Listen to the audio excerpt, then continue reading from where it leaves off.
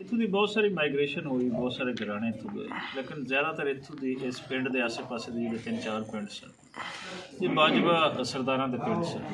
बाजवा सरदारां के बहुत सारे लोग उत्थे चले गए, एक फैमिली इत्थे रही।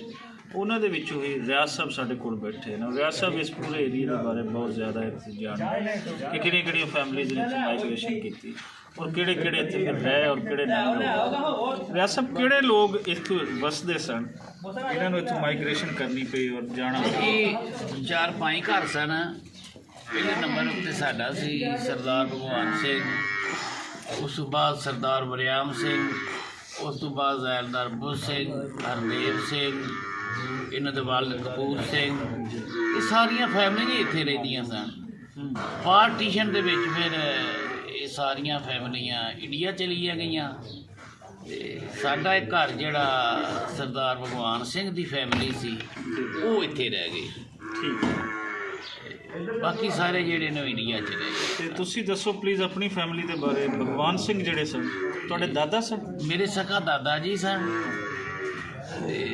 साडे मशहूरो मरूफ भाई ने मेरे कज़न चाचा जी के बेटे सन, सरदार नवाज अल मारूफ, जिन्होंने नवाज सिख आखते सन। अच्छा, वो भी सरदार भगवान सिंह के पोतरे सन। ठीक, अल्लाह ना जन्नत दे। ते भगवान सिंह की जितनी औलाद है वो फिर इत्थे रही?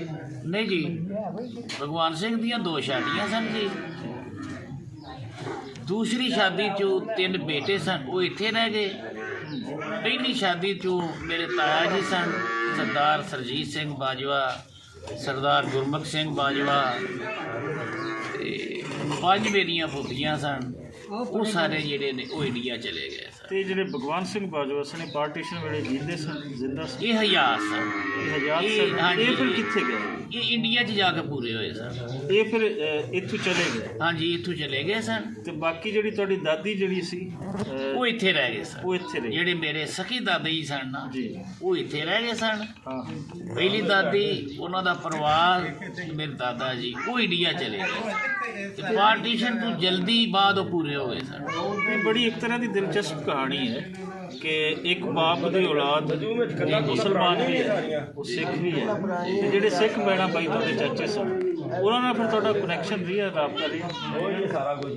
पहले है सी जी। बाद में जो जरा ज्यादा दौर आया उदों वो ब्रेक लगी है। हुण एक मेरा इंटरव्यू चलिया पंजाबी लहर नासिर ढिल्लों साहब सन उन्होंने किया, वो इंडिया दे विच बड़ा चलिया सी। वो जदों मैं अपने दादा जी का ताया जी के नाम दसे, ताया जी नाम का पता सी, चाचा जी के नाम का पता सी। वो जदों चलिया फिर उत्थे जदों उन्हें पढ़िया उन्हें आख्या ये तो वो ने जिन्होंने असीं लभदे फिरने आ।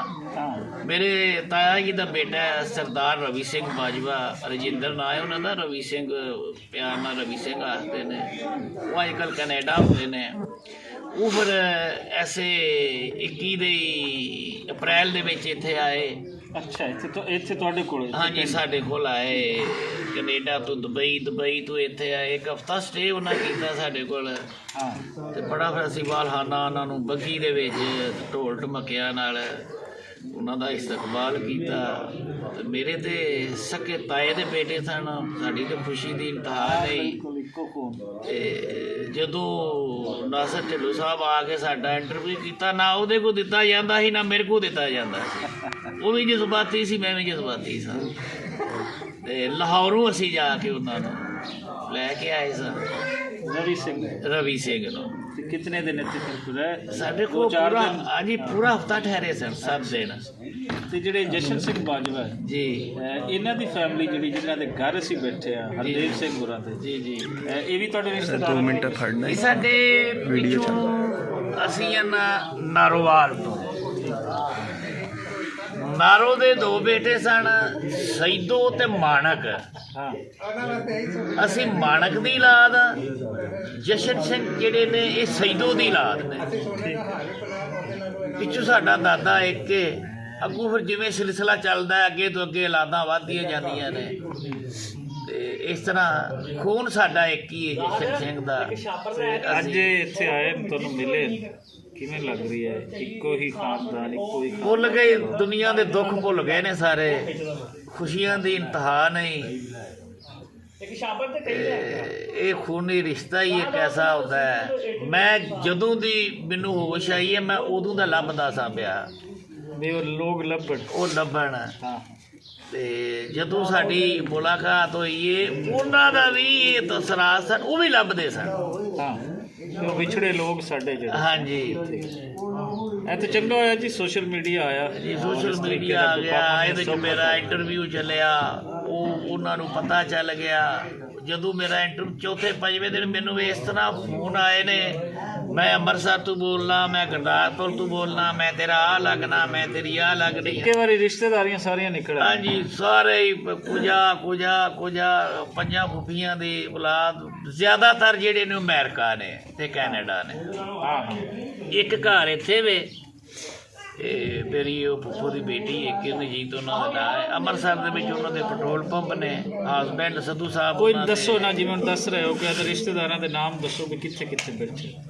ਇਹ ਜਿਹੜੇ ਰਵੀ ਸਿੰਘ ਨੇ ਇਹ ਤੇ ਗੁਰਦਾਸਪੁਰ ਨੇ। ਠੀਕ ਹੈ। ਜਿਹੜੀ ਸਾਡਾ ਪਹਿਲਾ ਵਜ਼ੀਰ ਆਜ਼ਮ ਸੀ ਲਿਆਕਤ ਅਲੀ ਖਾਨ, ਉਹਦੀ ਜਿਹੜੀ ਰਿਹਾਇਸ਼ ਸੀ ਉਹ ਮੇਰੇ ਦਾਦਾ ਜੀ ਨੂੰ ਮਿਲੀ ਸੀ ਕਰਨਾਲ ਦੇ ਅੰਦਰ। ਹਾਂਜੀ, ਉਹਨਾਂ ਨੂੰ ਰਿਹਾਇਸ਼ ਉਹ ਹਜੇ ਵੀ ਉਹਨਾਂ ਦੇ ਕੋਲ ਹੈ। ਤੇ ਤਾਇਆ ਜੀ ਦਾ ਇੱਕ ਹੀ ਬੇਟਾ ਸੀ, ਉਹ ਕੈਨੇਡਾ ਚਲਾ ਗਿਆ। ਉਹਨਾਂ ਦੇ ਬੀਵੀ ਬੱਚੇ ਸਾਰੇ ਹੀ ਉੱਥੇ ਨੇ। ਫੁੱਫੀਆਂ ਦੇ ਬੀਵੀ ਆਪਣਾ ਬੱਚੇ ਬੇਟੀਆਂ, ਕੁਝ ਅਮਰੀਕਾ, ਕੋਈ ਕੈਨੇਡਾ। ਇੱਕ ਫੁੱਫੀ ਦੀ ਬੇਟੀ ਇੱਥੇ ਅੰਮ੍ਰਿਤਸਰ 'ਚ ਨੇ, ਉਹਨਾਂ ਦੇ ਹਸਬੈਂਡ ਸਿੱਧੂ ਸਾਹਿਬ ਪ੍ਰੋਫੈਸਰ ਰਿਟਾਇਰ ਹੋਏ ਨੇ, ਸਾਇੰਸ ਟੀਚਰ ਸਨ, ਉਹ ਪ੍ਰੋਫੈਸਰ ਸਨ। ਉਹਦੇ ਅੰਮ੍ਰਿਤਸਰ ਦੇ ਵਿੱਚ 4 ਪੈਟਰੋਲ ਪੰਪ ਨੇ। ਐਸੇ ਹੀ 11ਵੇਂ ਮਹੀਨੇ ਦੀ 9 ਤਰੀਕ ਨੂੰ ਅਸੀਂ ਕਰਤਾਰਪੁਰ ਅਸੀਂ ਵੀ ਗਏ, ਉਹ ਵੀ ਆਏ। ਬੜੀ ਜਜ਼ਬਾਤੀ ਮੁਲਾਕਾਤ ਹੋਈ, ਉਹ ਵੀ ਸਾਰੀ ਫੈਮਿਲੀ ਆਏ ਸਨ ਇੰਡੀਆ ਵਾਲੇ, ਅਸੀਂ ਵੀ ਸਾਰੀਆਂ ਫੈਮਲੀਆਂ ਗਈਆਂ ਸਾਂ ਤੇ ਬੜੀਆਂ ਜਜ਼ਬਾਤੀ ਮੁਲਾਕਾਤਾਂ ਹੋਈਆਂ। ਇੱਕੋ ਹੀ ਸਿਰ ਤਕਲੀਫ ਹੋਈ, ਨਾ ਉਹ ਗਿਫਟ ਦੇ ਸਕਦੇ ਹਨ ਨਾ ਅਸੀਂ ਕੁਝ ਲਿਜਾਣ ਦਿੰਦੇ ਸਨ। ਹਾਂਜੀ, ਉਹ ਵੀ ਖਾਲੀ ਹੱਥ ਆਏ ਤੇ ਅਸੀਂ ਵੀ ਖਾਲੀ ਹੱਥ ਗਏ। ਇਹ ਇੱਕ ਹਸਰਤ ਰਹਿ ਗਈ ਸੀ। ਸਭ ਤੋਂ ਵੱਡਾ ਗਿਫਟ ਤਾਂ ਮਿਲਣਾ ਹੈ ਜੀ ਹਾਂ, ਤੇ ਜਿਹੜਾ ਮੁਮਕਨ ਹੋਇਆ ਜੀ ਜੀ। ਔਰ ਅੱਜ ਬੜਾ ਕੁਝ ਤੁਹਾਡੇ ਤੋਂ ਪਤਾ ਚੱਲਾ, ਔਰ ਸਾਡੇ ਵਾਸਤੇ ਵੀ ਬੜਾ ਨਵਾਂ ਕੁਝ ਸੁਣਨ ਵਾਸਤੇ ਵਾਸਤੇ ਜੀ ਬਿਲਕੁਲ ਮੁਹੱਬਤ ਕੀਤੀ ਹੈ ਬਹੁਤ। ਇਸੇ ਤਰੀਕੇ ਜਿਵੇਂ ਤੁਸੀਂ ਦੱਸਿਆ ਜਸ਼ਨ ਸਿੰਘ ਬਾਜਵਾ ਦੱਸੀ, ਜਦੋਂ ਇਹਨਾਂ ਦੇ ਗਏ ਆ ਪਿੱਛੇ ਪਿੰਡ ਇੱਕ ਹੋਰ ਦੇ ਨਾਲ ਕਨੈਕਸ਼ਨ ਹੈ ਇਹਨਾਂ ਦਾ, ਸੁਰੰਗੀਆਂ ਸੁਆਵੀਆਂ ਬਸਰੂਰ ਦੇ ਨੇੜੇ। ਤੇ ਉਸ ਦਿਨ ਵੀ ਕਈ ਲੋਕਾਂ ਨੇ ਜਦੋਂ ਪਿਕਚਰਸ ਉਹ ਵੀਡੀਓ ਸ਼ੇਅਰ ਹੋ ਰਹੀਆਂ, ਕਈ ਲੋਕ ਜਿਹੜੇ ਨੂੰ ਮਿਲ ਰਹੇ ਨੇ, ਔਰ ਇਹ ਬਲੈਸਿੰਗ ਹੈ ਸੋਸ਼ਲ ਮੀਡੀਆ ਦੀ।